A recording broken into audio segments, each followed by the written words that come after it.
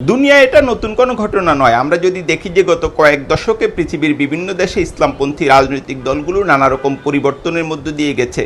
কোনো দল নিজেদেরকে ক্রমশ অধিকার এবং ইনসাফ ভিত্তিক দলে পরিণত করেছে এবং নির্বাচনী রাজনীতিতে তারা অভাবনীয় ফলও পেয়েছে। জামাতের কথা যদি আমরা দেখি যে গত এক বছরে তারা সম্ভবত বাংলাদেশের সবচেয়ে আলোচিত রাজনৈতিক দলগুলোর একটি, এবং এই সময়ে জামাত আসলে নানা রকম পরিবর্তনের মধ্য দিয়ে যাচ্ছে।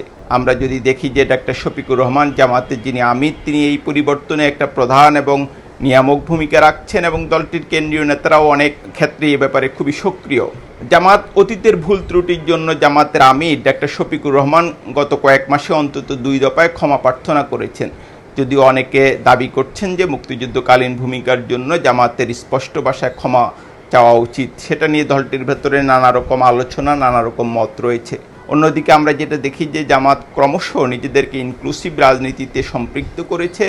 আপনি যদি খেয়াল করেন যে বিভিন্ন এলাকায় হিন্দু সম্প্রদায়ের ব্যক্তিরা এখন জামাতে যোগ দিচ্ছেন, অন্যদিকে জামাতের নারী শাখা খুবই সক্রিয় হয়ে উঠেছে এবং ঢাকার রাজপথে তারা গত কয়েক মাসে 2টি কর্মসূচি পালন করেছে, যেটা জামাতের ইতিহাসে একদম নজিরবিহীন ঘটনাই বলতে পারি। অন্যদিকে বিভিন্ন বিদেশি বিশেষত নারী কূটনীতিকদের সঙ্গে বৈঠকে জামাতের নারী শাখার নেত্রীদের আমরা উপস্থিতি দেখতে পাচ্ছি। ডাকসু এবং জাকসুতে আমরা যেটা দেখি যে ছাত্র শিবির একটা অভাবনীয় বিজয় লাভ করেছে। এটা এক সময় আমার ধারণা তাদের কাছে অকল্পনীয়ই ছিল এবং শিবিরের রাজনীতি একটা বড় পরিবর্তনের মধ্য দিয়ে যে গেছে সেটার একটা প্রমাণ আমরা ডাকসু এবং জাকসুতে দেখতে পাই। সেখানে শিবিরের প্যানেলে নারী সদস্যরা ছিল এবং নানা দল মতের মানুষরা সেখানে অন্তর্ভুক্ত ছিল, নানা দর্শনের মানুষরা সেখানে অন্তর্ভুক্ত ছিল এবং নির্বাচনী ফলে সেটার আমরা একটা বড় ধরনের প্রভাব দেখতে পাই।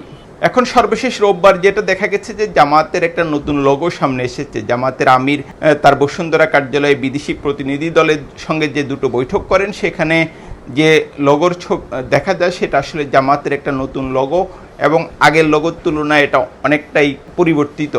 জামাতের কেন্দ্রীয় প্রচার বিভাগ অবশ্য জানিয়েছে যে এই লোগোটা এখনও চূড়ান্ত হয়নি, তবে তারা যেটা সিদ্ধান্ত নিয়েছেন লোগো পরিবর্তন করবেন এবং দলের সর্বোচ্চ নীতি নির্ধারণী পর্যায়ে এটা নিয়ে আলোচনা হয়েছে এবং এটা পরীক্ষা নিরীক্ষার মধ্যে যাচ্ছে। আরও কয়েকটি লোগো আছে, খুব দ্রুতই তারা হয়তো লোগোর বিষয়টি চূড়ান্ত করবেন। অন্যদিকে জামাতের পতাকাতেও এটা পরিবর্তন আসছে। আমরা যেটা জানি যে জরুরি অবস্থার সময়, জরুরি অবস্থা বলতে ফখরুদ্দিনের জমানায় জামাতের যে গঠনতন্ত্র সেখানে একটা বড় পরিবর্তন এসেছিল।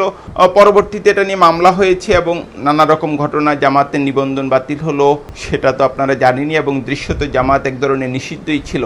কিন্তু বাংলাদেশের রাজনীতিতে জামাত আবার পূর্ণ মাত্রায় ব্যাক করেছে। এখন যেটা $1 বিলিয়ন প্রশ্ন আলোচিত হচ্ছে যে জামাতের পুরো ফিলোসফি বা দর্শনও কি পরিবর্তন হচ্ছে? জামাত কি ক্রমশ পৃথিবীর অনেক ইসলামপন্থী দলের মতো নিজেকে ইনসাফ এবং উদারনৈতিক রাজনীতি তাদের মূল ভিত্তিতে পরিণত করছে কিনা এবং এটা নির্বাচনী রাজনীতিতে তাদের ফলাফলে গুরুত্বপূর্ণ কোনো ভূমিকা রাখবে কিনা?